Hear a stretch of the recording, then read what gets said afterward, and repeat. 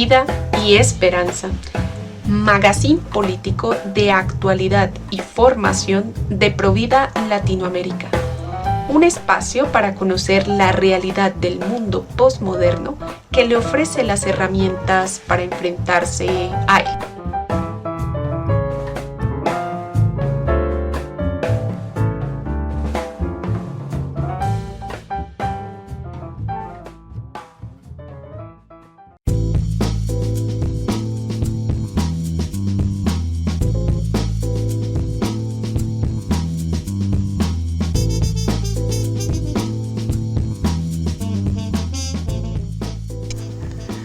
Muy buenas noches, bienvenidos a una noche de vida y esperanza. A todos ustedes que nos escuchan a lo largo y ancho de Hispanoamérica, les damos un saludo de bienvenida. Gracias por estar y dedicar unos minutos a la causa por la vida. Como ustedes saben, Vida y Esperanza es una apuesta de Provida Latam para llegar a su casa con dos propósitos. El primero es el de informarlo acerca de los acontecimientos más importantes en nuestra causa y en un segundo momento aprovecharlo para hacer formación variada. Así que gracias por estos minutos que nos brinda y mi nombre es Catalina Gutiérrez y les estaré acompañando en esta noche de Vida y Esperanza.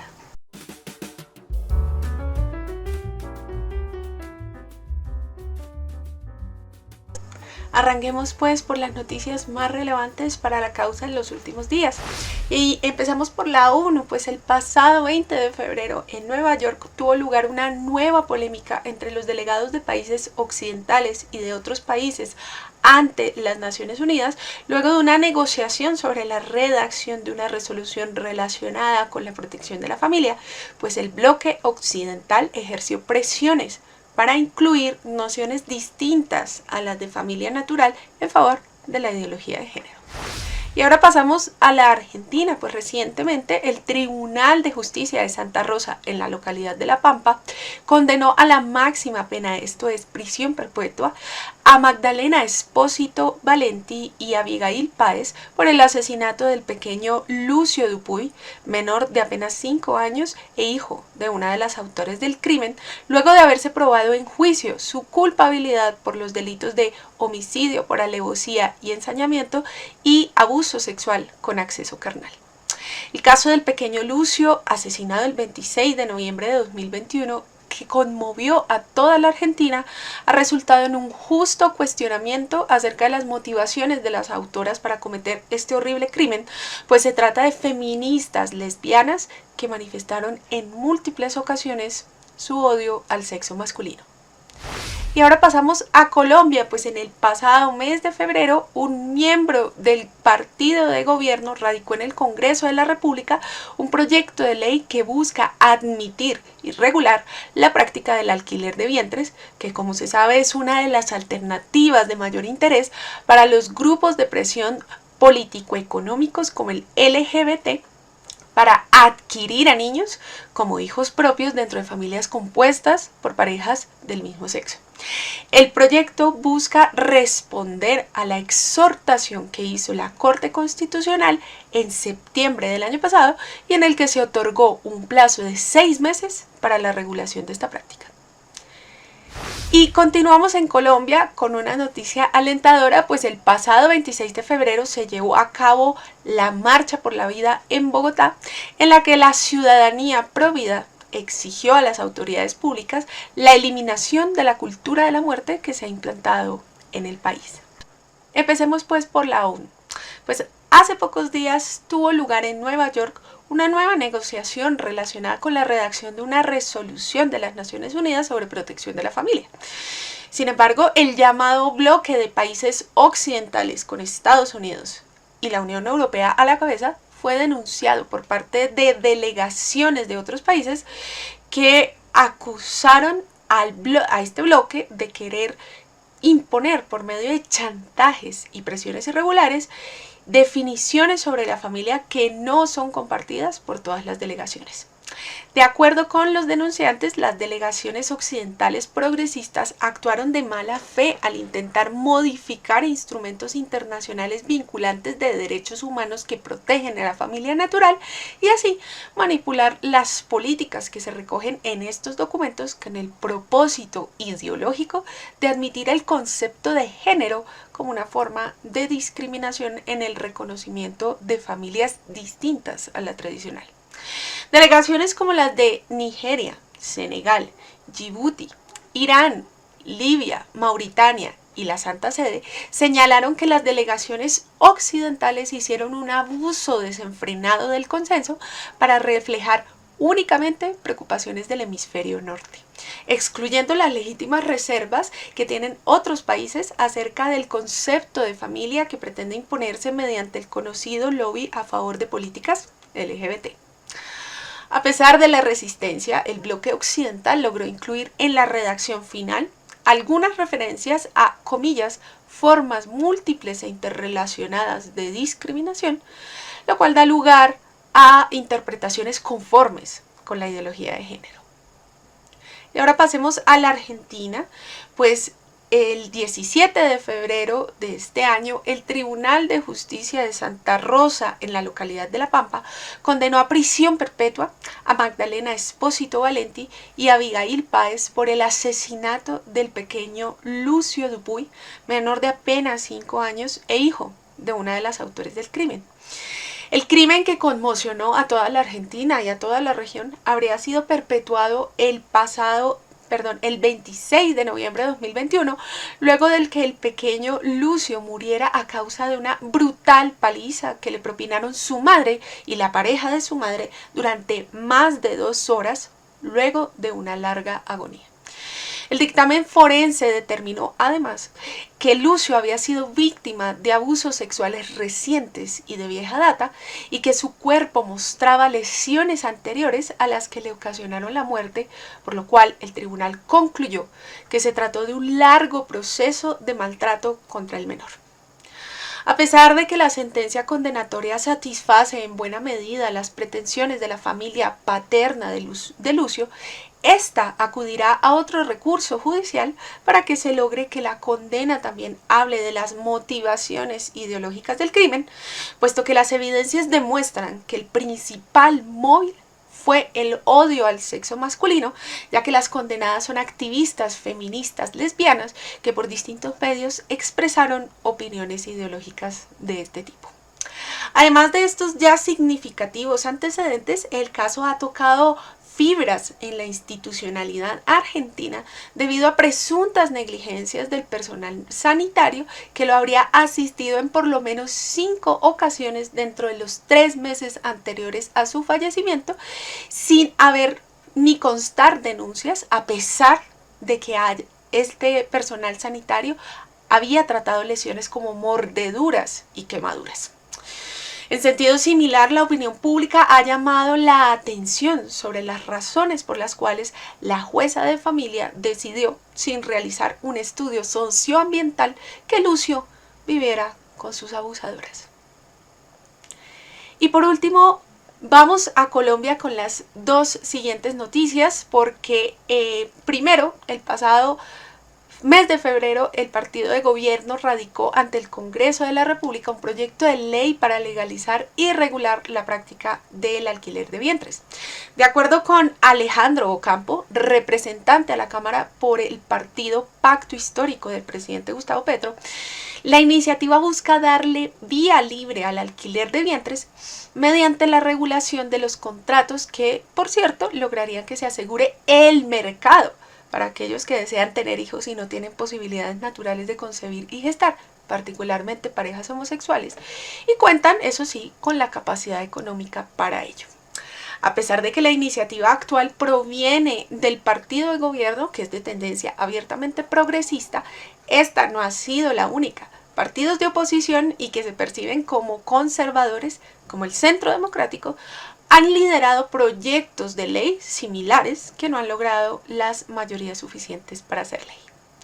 A pesar de las palabras con que el gobierno ha matizado las intenciones del proyecto, sus declaraciones demuestran los riesgos de la admisión de esta práctica, pues ha señalado que la regulación intentaría que los contratantes del negocio no trafiquen con menores gestados por mujeres pobres e imponiendo requisitos a las parejas heterosexuales de haber agotado previamente las vías médicas para concebir, requisito que por supuesto no aplicaría a parejas homosexuales.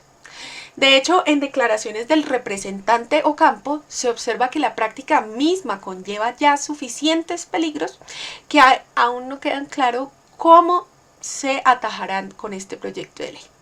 El político indicó, comillas, queremos que las personas vayan a acceder puedan hacerlo de manera segura, que no se vuelva un negocio, que no se vuelva un tema de Colombia como fábrica de niños para el mundo, ni mujeres que vayan a parir hijos para que la gente les compre. No, es un proyecto que evita que las mujeres sean esclavizadas a través de la procreación de niños y niñas para extranjeros, como ha sucedido en países con condiciones de pobreza similares al nuestro. Fin de la cita.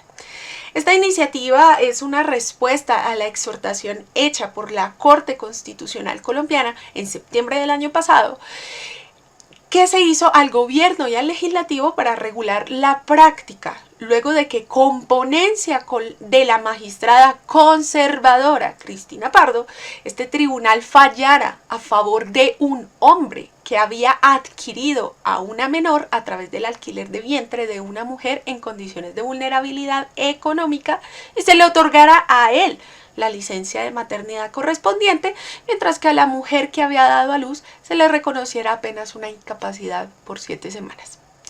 Como se sabe, este es uno de los frentes de litigio estratégico más provechosos para el lobby LGBT y que en otros países, no solo a través del alquiler de vientres, sino también mediante la liberalización de las normas para la adopción de parejas homosexuales a parejas homosexuales, lleva a que los niños se vean cada vez más expuestos a penosas situaciones de abuso debido a la falta de lazos naturales, como se observa en el reciente caso en Estados Unidos, en el que una pareja de banqueros abusó y explotó sexualmente a los menores que había adoptado como hijos propios.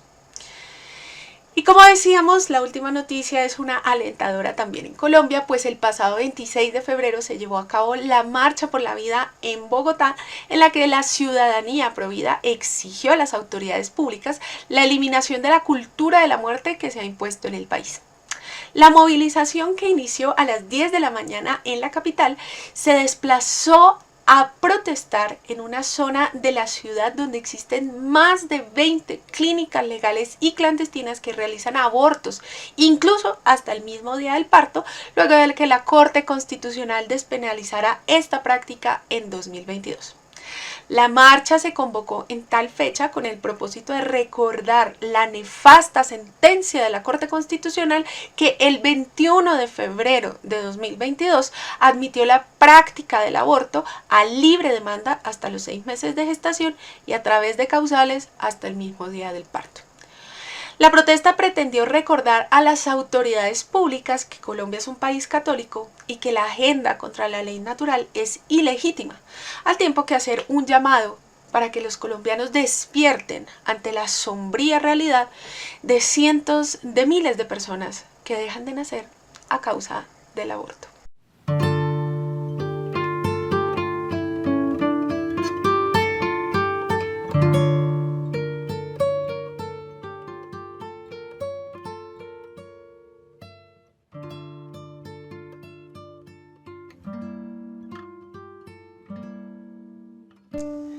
Y como es costumbre en este programa, la última sección de este magazine se dedica a algo de formación que tenga que ver con la causa, para la defensa de la causa, o que tenga que ver con algunas de las noticias que en la sección anterior comentamos. En esta ocasión vamos a hacerlo de un modo un poco distinto, vamos a hacer una breve lectura en torno a la bioética, porque es algo muy importante en lo que debemos formarnos y que además nos da luces desde la filosofía para defender la vida en todos sus aspectos y no solamente desde la perspectiva, digámoslo así, antiaborto. En este punto es muy importante considerar que esa defensa, particularmente en torno a el congelamiento de embriones, a la fertilización in vitro y el alquiler de vientres, es una de las cosas de las que tal vez se habla menos en el sector provida con argumentos suficientes. Y aquí vamos a dar algunas herramientas de la mano de un excelente filósofo, quien por cierto fuera en su momento bastante cercano al ya fallecido Papa Benedicto XVI, y se trata de un filósofo y teólogo alemán que se llamó Robert Spemann. Robert Spemann escribió libros especialmente de bioética, escribió muchas cosas, pero algunas reflexiones sobre bioética también hizo. Y en esta ocasión vamos a tenerlo en una entrevista que se le hizo y en la que reflexiona acerca de la dignidad también de los embriones y que tiene que ver precisamente con el tema del alquiler de vientres, la fertilización in vitro y la congelación de embriones. Así que empecemos sin más por esta pregunta, problema con la que arranca la entrevista, y es la siguiente: ¿es defendible desde el punto de vista ético matar embriones a cuenta de la posible curación de enfermedades? Responde Spemann: todas nuestras acciones están sujetas a la ponderación de los bienes en juego, pero ciertas omisiones son indispensables porque hay acciones que nunca deben ser realizadas. Si alguien me cuenta, por ejemplo, de un campo de concentración en el que se tortura, entonces ya no tengo que preguntar quién es torturado y por qué motivo, sino que puedo decir sin más que eso que ha sucedido es malo. Si afirmamos que los embriones son seres humanos, entonces está claro que no puede haber motivo alguno para intervenir sobre ellos empleándolos como objetos auxiliares para otros hombres. Sin embargo, hay quien asevera que no puede atribuirse al embrión la dignidad humana. Se le pregunta: ¿qué autoriza a atribuir el carácter espiritual al embrión y con ello considerarle acreedor de la dignidad humana? Y responde de nuevo Spemann: la experiencia de que cada hombre ha empezado de esa manera. Si el mundo solo estuviera compuesto por una parte de hombres adultos que nunca fueron embriones y por otra de embriones que nunca crecerán, entonces podríamos afirmar: cabe prescindir de los embriones. Salta a la vista que carecen en sí mismos de la aptitud para desarrollar un ser inteligente. Pero esto sin duda no es así. Desde nuestro comienzo biológico ya somos seres espirituales. Todo hombre dice: he nacido en tal o cual fecha. Y la madre habla al hijo de lo que le ocurría cuando, comillas, tú pataleabas en mi vientre. Para quienes solo reconocen el ser personal a partir del comienzo de la actividad autoconsciente, este modo de expresarse resultaría completamente equívoco. Ellos deberían decir: en aquel momento nació un organismo que más tarde llegaría a ser el sustrato de una autoconciencia, a saber, de la mía. La propia formulación nos muestra lo artificial que resulta la disección de cuerpo y alma. Es como si primero hubiera una máquina carente de espíritu en la que éste se introduce en un momento dado. Se le interpela a Spemann: usted ha discutido duramente la tesis del ministro alemán de Cultura, Nida Rümelin, para quien la dignidad de la persona humana está asociada a su capacidad de autoestima. Responde Spemann: si así fuera, tal como lo argumenta este señor, habría que concluir que el hombre, aunque haya nacido, todavía no posee ningún derecho humano, ya que en el momento de nacer carece de autoconciencia y no es capaz de autoestima alguna. Cabría incluso matar a niños de 1 año. Algunos han propuesto tomar como límite el momento del nacimiento. Mi objeción es la siguiente: ¿Qué sucede entonces con un parto prematuro? ¿No merece ser protegido en el seno materno un niño de 7 meses? En ese caso, el lugar más peligroso para el ser humano sería el seno materno, y solo cabría desear que en lo posible todos vengamos al mundo mediante un parto prematuro. Esto es perverso. Le preguntan. Todavía está prohibido el diagnóstico preimplantatorio, pero se está abogando por él. ¿Existe algún derecho a tener un hijo sano? Responde Spemann.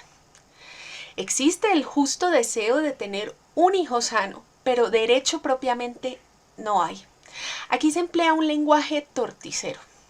Derecho a un hijo sano es una fórmula sugestiva con la que se discurre como si existiera la posibilidad de convertir en sano a un niño enfermo. En principio esto suena fantástico, pero en realidad la cuestión es completamente otra.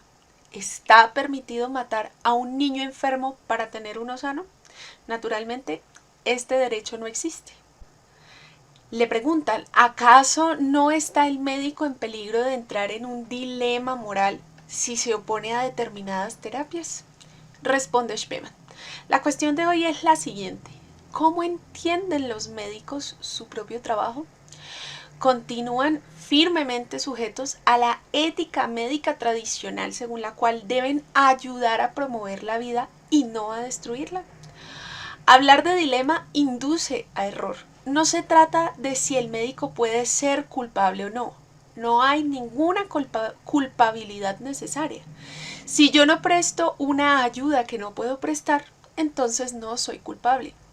Si yo solo puedo ayudar a un hombre matando a otro, desde luego no puedo ayudarle. No soy culpable si no lo hago. No soy alguien como Dios que pueda responder por todo. Le preguntan, ¿existen en su opinión omisiones necesarias? Responde Spemann, sí. En la historia de la ética europea, ya desde los griegos existe la convicción de que al hombre no le está permitido hacer ciertas cosas, de que hay acciones que no admiten deliberación. Esto siempre nos lleva a aquella sencilla fórmula: el fin no justifica los medios. Nos hemos hecho a un concepto hipertrofiado de la responsabilidad, como si alguien pudiera ser responsable de todo lo que sucede. Esto no es cierto. Solo somos responsables de lo malo que nosotros mismos hemos hecho o de lo que nosotros hubiéramos podido impedir con medios lícitos. Le interpelan. La llamada a la ética hoy es más sonora que nunca. Sin embargo, no pocos piensan que la ética va renqueando, o en todo caso que mira siempre hacia atrás en vez de ir por delante. Y responde Spemann. Pienso que esa demanda de ética es incluso peligrosa. En realidad se trata de una llamada a los especialistas en ética. Estos deben decir hasta dónde se puede llegar. A mi juicio, se ha producido una perversión de lo que entendemos por ética. El ethos es algo que impregna y sostiene al hombre, lo que mantiene una comunidad humana. El ethos no se puede construir. Me parecen sin sentido fórmulas como por ejemplo la empleada por Hans Koenig, proyecto de ética mundial. El ethos no puede ser un proyecto, puesto que se necesita para poder elaborar cualquier proyecto. El problema ante el que hoy nos enfrentamos estriba en que el ethos tradicional se compone de normas de actuación que, a la vista de las nuevas situaciones, no parece que se puedan sostener. En tales casos hay que volver a las intuiciones fundamentales que sirven de base a nuestra actuación. No necesitamos un nuevo ethos, sino nuevas normas de aplicación de aquel que siempre nos ha servido para saber lo bueno o malo. No necesitamos médicos y expertos en moral. Lo que hace falta es que haya médicos con moralidad.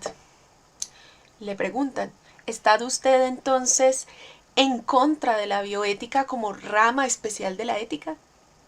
Responde Spemann. La bioética no puede ser algo diferente que la aplicación de las intuiciones éticas fundamentales a situaciones cada vez más complejas. En esto, desde luego, hace falta gente especialista, pero es importante no equivocarnos aquí. Solo porque haya gente que se ocupa de bioética no quiere decir que puedan saberlo todo. Si parten de un supuesto falso, obtendrán conclusiones igualmente falsas. Y a continuación le hacen la última pregunta. ¿Qué recomendaciones daría usted al legislador? Y responde nuestro filósofo. Hay reglas muy sencillas. El legislador debe atenerse al principio fundamental de que no se deben matar seres humanos al comienzo de su existencia con el fin de que otros seres humanos puedan vivir mejor. El argumento de que al fin y al cabo esto ya pasa en el extranjero está muy gastado. Del hecho de que realmente lo malo suceda, no puede inferirse que nosotros tengamos que hacerlo. La dignidad humana no constituye el mal como imposible, sino como injusto. Por otra parte, el legislador debería impedir de manera estricta toda iniciativa de programar la identidad de las generaciones futuras. Así culmina esta breve entrevista que se le hace a Robert Spemann y en la que reflexiona acerca de varios puntos de vista, el tema de los embriones, de los que ya conversábamos, pero sobre todo porque normalmente quienes están a la vanguardia de este tipo de ideologías y de este tipo de prácticas que son contrarias a la ética suelen utilizar una justificación como la de tener un hijo sano, ¿no? Lo vemos en el caso del aborto, por ejemplo, con la idea eugenésica de saber durante la etapa del embarazo si tiene algún tipo de enfermedad congénita el feto para así tener alguna justificación para matarle, ¿no? O, por ejemplo, en el caso del congelamiento de embriones y de la fertilización in vitro, ha ocurrido que también se utiliza con el objetivo de curar a alguien y utilizar al embrión exclusivamente para implantarlo y sacar de allí lo que se necesitan, células madre, etcétera, para curar a quien lo necesita. Fíjense que está el supuesto dilema moral que muy claramente Robert Spemann nos aclara diciendo no es posible, no existe un dilema moral aquí, sino que yo no puedo prestar la ayuda a algo que moralmente es ilícito, aunque se quiera un bien lícito. Por ejemplo, yo no puedo buscar el bien de una persona, por ejemplo, un niño, utilizando para ello como objeto a otro niño, a un embrión, desde el momento de su existencia, como objeto para lograr la salud del otro. De hecho, en la preciosa encíclica Humane Vitae hay una parte en la que el magisterio pontificio condena este tipo de argumentación en el que se habla de hacer el mal justificado en el bien, es decir, tratar de hacer un bien, por más que sea un bien social, familiar, personal, etc., a través de un mal. El fin no justifica los medios.